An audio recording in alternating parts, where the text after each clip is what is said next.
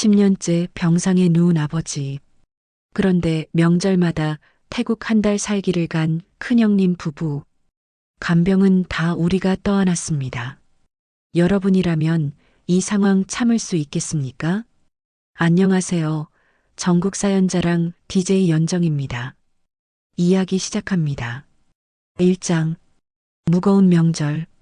저는 결혼 25년 차 주부입니다. 명절이 다가오면 마음이 무겁습니다. 아니, 무겁다는 표현으로는 부족합니다.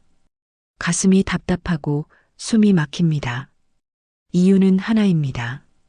큰형님 부부 때문입니다. 남편은 삼형제 중 둘째입니다. 맏형이 있고 막내 동생이 있습니다. 원래 명절이란 게 피곤하긴 합니다. 하지만 저는 다른 이유로 지칩니다. 형님 생각만 하면 치밀어 오릅니다. 분노와 억울함이 뒤섞입니다. 남편에게 말하면 한숨만 쉽니다. 형이 원래 그래. 참아. 참으라고요? 저는 이미 10년을 참았습니다. 이제는 더 이상 참을 수 없습니다. 한계가 왔습니다. 명절 준비를 하면서도 계속 생각합니다. 올해도 형님은 오지 않겠지. 또 태국에 있다고 하겠지. 그 생각에 손이 멈춥니다. 시어머니는 돌아가셨습니다. 이제 시아버지 혼자이십니다. 병원 침대에 누워 계십니다. 그분을 생각하면 더 화가 납니다. 형님은 장남입니다. 장남이라는 이유로 평생 대접받았습니다. 하지만 정작 책임질 때는 없습니다. 항상 피합니다. 제 이야기를 들어주세요. 2장. 사건의 시작. 10년 전 그날을 잊을 수 없습니다. 시아버지가 쓰러지셨습니다. 새벽에 전화가 왔습니다. 시어머니의 떨리는 목소리였습니다. 애 아빠 큰일 났어. 저희는 급히 옷을 걸쳤습니다. 병원으로 달려갔습니다. 응급실은 이미 난리였습니다. 뇌졸중이었습니다. 의사는 심각하다고 했습니다. 골든타임을 넘겼습니다. 그 말에 온 가족이 얼어붙었습니다. 수술은 6시간 걸렸습니다. 저희는 복도에서 기다렸습니다. 시어머니는 계속 우셨습니다. 남편은 벽에 기대 서 있었습니다. 큰형님도 왔습니다. 형수님도 함께였습니다.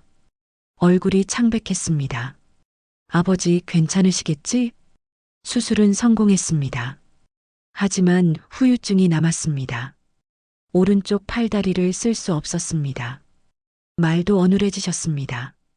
의사가 설명했습니다. 재활이 필요합니다. 가족들의 도움이 중요합니다. 장기간 치료가 필요합니다. 그날부터 우리 삶이 바뀌었습니다.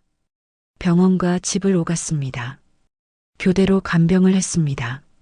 일상은 완전히 무너졌습니다. 시아버지는 변했습니다. 활달하던 분이었는데 조용해지셨습니다. 화장실도 혼자 못 가셨습니다. 식사도 도움이 필요했습니다. 저희는 각오했습니다. 이제부터 긴 싸움이다. 가족 모두가 힘을 합쳐야 했습니다. 그때만 해도 그렇게 생각했습니다.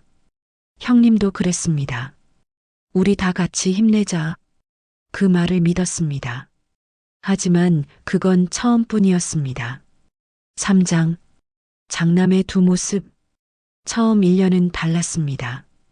큰형님이 적극적이었습니다. 병문안도 자주 오셨습니다. 일주일에 두세 번은 꼭 보였습니다. 아버지, 제가 왔습니다. 형님은 항상 밝게 인사했습니다. 과일도 사오고 죽도 사오셨습니다. 간병비도 조금씩 보태셨습니다. 저희는 안심했습니다. 역시 장남이다. 책임감이 있으시네. 형수님도 자주 함께 오셨습니다. 명절 때도 앞장서셨습니다. 제사상 준비를 도왔습니다. 병원에도 먼저 가셨습니다. 내가 장남이니까. 시아버지도 좋아하셨습니다. 큰 놈이 오니 든든하다. 형님은 아버지 손을 꼭 잡았습니다. 저희는 흐뭇하게 지켜봤습니다. 2년 차에도 비슷했습니다. 조금 뜸해지긴 했지만 괜찮았습니다. 한 달에 한두 번은 오셨으니까요. 전화도 자주 하셨습니다. 병원비 문제도 의논했습니다. 형님, 이번 달 비용이 좀 많이 나왔어요. 그래, 알았어. 내가 절반 낼게. 형님은 흔쾌히 응하셨습니다. 저희는 고마웠습니다. 부담을 나눠주니 든든했습니다. 이렇게 계속 가면 되겠구나. 그렇게 믿었습니다. 하지만 3년 차부터 달라졌습니다. 서서히 변화가 느껴졌습니다. 병문안 횟수가 줄었습니다. 한 달에 한 번도 안 올 때가 생겼습니다. 전화도 뜸해졌습니다. 저희가 먼저 연락해야 받으셨습니다. 요즘 바빠서 못 갔어. 핑계가 늘어났습니다. 병원비 이야기도 조심스러워졌습니다. 형님, 이번 달 비용이. 아, 그거 다음에 줄게. 미루시는 일이 잦아졌습니다. 저희는 불안했습니다. 설마 책임을 피하시려는 건 아니겠지? 하지만 의심하고 싶지 않았습니다. 형님을 믿고 싶었습니다. 사장, 태국으로 떠난 형님. 3년 차가 지나면서 확실해졌습니다. 큰형님의 태도가 완전히 바뀌었습니다. 어느 날 형님이 말씀하셨습니다. 우리도 이제 인생 좀 즐기자. 무슨 말인지 알았습니다. 그동안 힘들었으니 쉬고 싶다는 거였습니다. 이해는 했습니다. 하지만 불안했습니다. 며칠 뒤 형수님 SNS를 봤습니다. 태국 치앙마이 사진이었습니다. 한 달 살기 시작. 밝은 웃음의 사진들이었습니다. 가슴이 철렁했습니다. 한 달이나 가신다고?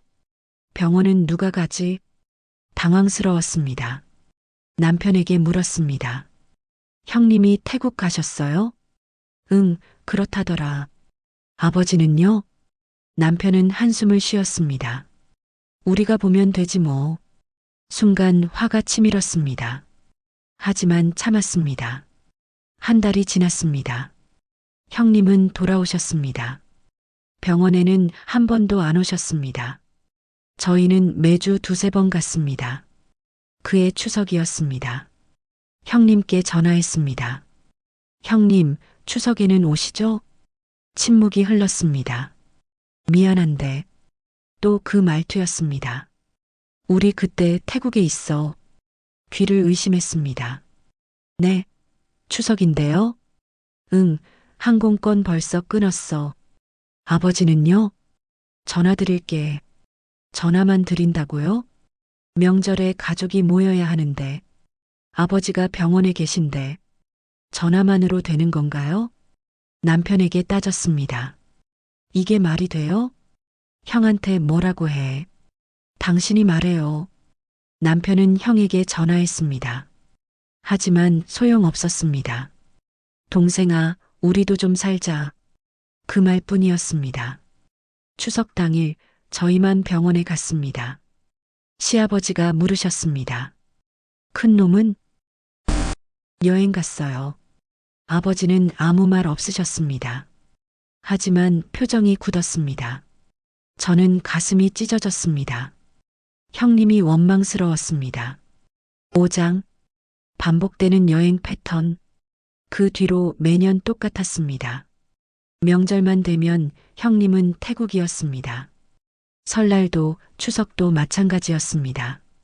마치 일부러 피하는 것 같았습니다. SNS는 계속 업데이트됐습니다. 치앙마이 골목 맛집, 파타야 해변에서, 방콕 야시장 투어. 사진마다 웃고 있었습니다. 행복해 보였습니다. 저희는요, 병원 복도에서 제사상 앞에서 지쳤습니다. 형수님도 똑같았습니다.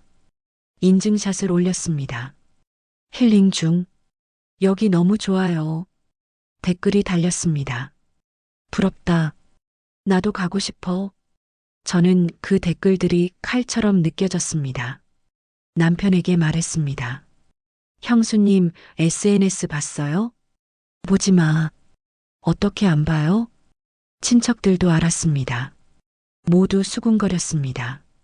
큰 집은 왜 맨날 안 와? 장남이 저러면 안 되는데. 저희가 대신 욕먹었습니다. 둘째 집만 고생하네. 형님은 뭐 하시나? 저는 변명할 말이 없었습니다. 병원비 문제도 커졌습니다. 저희만 계속 내다보니 부담이 컸습니다. 형님께 말씀드렸습니다. 형님, 비용 좀 나눠주세요. 알았어. 이번 달에 줄게. 하지만 주지 않았습니다. 다음 달에 다시 말했습니다. 다음에 한꺼번에 줄게. 결국 안 주셨습니다. 저희는 포기했습니다. 혼자 감당했습니다. 통장은 바닥났습니다. 명절 준비도 마찬가지였습니다. 장보기, 음식 준비, 제사상 차리기 모두 저희 몫이었습니다. 형님은 전화 한 통이었습니다. 아버지 바꿔줘. 아버지, 저 큰아들이에요. 건강하세요. 제사 잘 모셔요. 그게 전부였습니다. 시아버지는 점점 말이 없어지셨습니다. 큰아들 이야기만 나오면 표정이 굳었습니다. 괜찮다. 바쁘겠지. 하지만 눈빛은 슬펐습니다. 저는 참을 수 없었습니다. 분노가 쌓였습니다. 억울함이 커졌습니다. 언젠가 터질 것 같았습니다. 6장. 장남을 찾는 아버지. 시아버지는 말수가 줄었습니다. 병이 더 깊어진 건 아니었습니다. 마음이 병든 것 같았습니다. 표정에서 느껴졌습니다. 저희가 병문안을 갈 때마다 물으셨습니다. 큰 놈은 언제 오냐? 같은 질문이었습니다. 저는 대답이 막혔습니다. 형님은 바쁘신가 봐요. 또 여행 가셨어요. 곧 오신대요. 거짓말처럼 들렸습니다. 아버지는 고개를 끄덕였습니다. 하지만 믿지 않는 표정이었습니다. 그래, 바쁘겠지. 체념한 목소리였습니다. 어느 날 아버지가 말씀하셨습니다. 내가 큰 놈한테 뭘 잘못했나? 가슴이 찢어졌습니다. 아니에요, 아버지. 장남이라고 항상 챙겨줬는데, 대학도 보내고 결혼도 시켜줬는데, 왜 날 안 보러 오는지 모르겠다. 눈가가 붉어지셨습니다. 저는 울컥했습니다. 아버지가 자책하시는 게 견딜 수 없었습니다. 아버지 잘못 아니에요. 형님이 바쁜 거예요. 하지만 아버지는 믿지 않았습니다. 내가 쓸모 없어져서 그런가 보다. 이제 짐일 뿐이지. 큰 놈 이해한다. 아버지, 저는 소리쳤습니다. 그런 말씀하지 마세요. 간호사가 제지했습니다. 밖으로 나왔습니다. 복도에서 울었습니다. 남편도 말이 없었습니다. 주먹을 쥐고 있었습니다. 집에 돌아와 형님께 전화했습니다. 형님, 아버지가 형님 찾으세요. 그래, 전화 드릴게. 전화 말고 직접 오세요. 목소리가 커졌습니다. 아버지가 자책하세요. 형님 때문에 상처받으세요. 제발 한 번만이라도 오세요. 형님은 침묵했습니다. 그러다 말했습니다. 동생, 너무 예민한 거 아니야? 아버지 괜찮으실 거야. 끊었습니다. 전화기를 내던지고 싶었습니다. 예민하다고요? 형님은 아무것도 모르고 계셨습니다. 그날 밤 잠이 오지 않았습니다. 아버지 얼굴이 계속 떠올랐습니다. 큰 놈은 언제 오냐? 그 질문이 귓가에 맴돌았습니다. 효도는 말이 아니었습니다. 행동이었습니다. 형님은 전화 한 통으로 책임을 다했다고 생각했습니다. 하지만 아버지는 아들을 보고 싶었습니다. 저는 형님이 이해되지 않았습니다. 어떻게 아버지를 외면할 수 있을까? 어떻게 명절마다 피할 수 있을까? 양심이 없는 걸까? 아니면 정말 아버지가 짐일까? 그렇게 생각하는 걸까? 그래서 도망치는 걸까? 생각할수록 화가 났습니다. 7장. 폭발의 순간 더 이상 참을 수 없는 한계. 올해 추석이 다가왔습니다. 저는 미리 각오했습니다. 또 태국이겠지. 올해도 안 오시겠지. 하지만 확인하고 싶었습니다. 마지막으로 기대해보고 싶었습니다. 혹시 모르니까, 혹시 올해는 다를까? 전화를 걸었습니다. 벨이 여러 번 울렸습니다. 받지 않았습니다. 다시 걸었습니다. 여보세요. 형수님 목소리였습니다. 형수님, 저예요. 아, 동서. 무슨 일이야? 형님 좀 바꿔주세요. 잠깐만. 형님이 받았습니다. 왜? 바로 물었습니다. 형님, 이번 추석에는 오시죠? 침묵이 흘렀습니다. 심장이 빨리 뛰었습니다. 미안한데. 또 그 말투였습니다. 온몸에 열이 올랐습니다.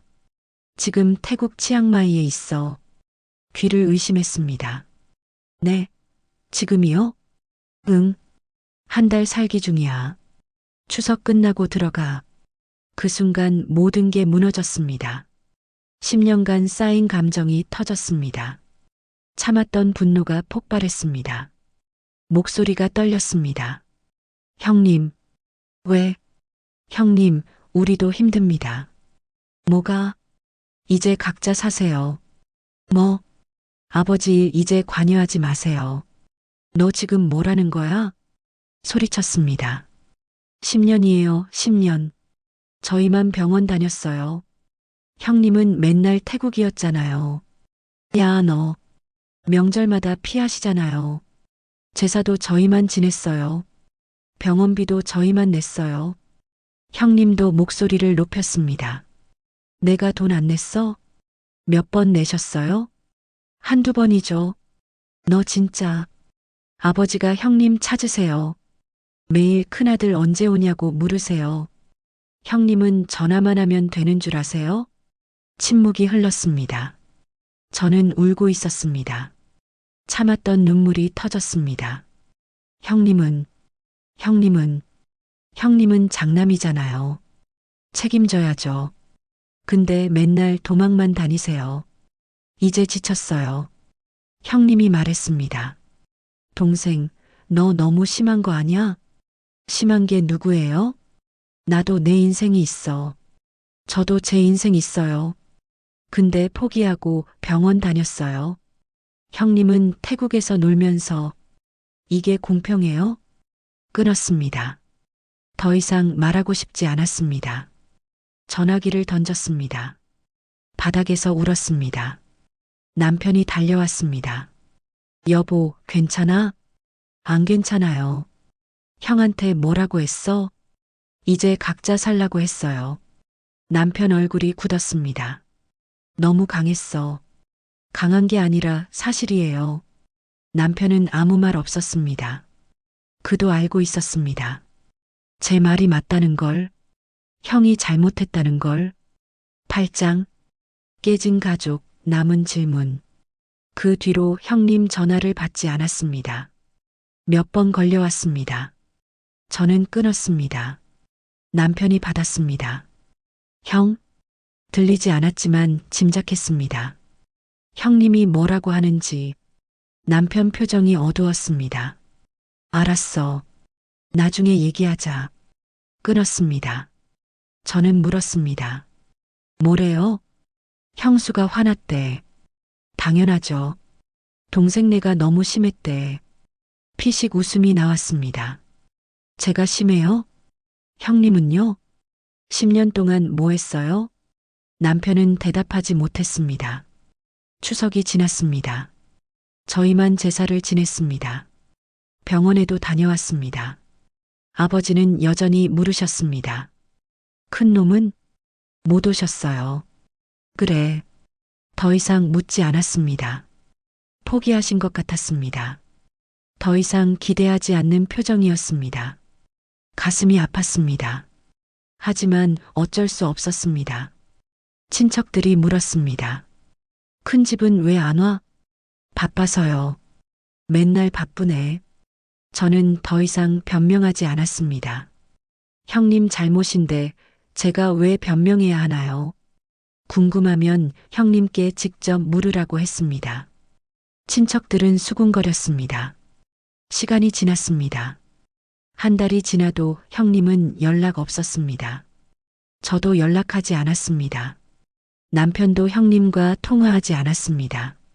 어느 날 형수님이 문자를 보냈습니다. 동서 너무했어. 읽고 지웠습니다. 답장하지 않았습니다. 남편이 물었습니다. 너무 강했던 거 아니야? 강한 게 아니에요. 한계였어요. 그래도 형인데, 형이니까 더 화나는 거예요. 장남이잖아요. 책임져야죠. 남편은 한숨만 쉬었습니다. 저도 지쳤습니다. 싸우고 싶지 않았습니다. 그냥 인정받고 싶었습니다. 가족 갈등은 이렇게 생깁니다. 책임이 불평등할 때, 누군가는 다 하고 누군가는 안 할 때, 그게 반복되면 터집니다.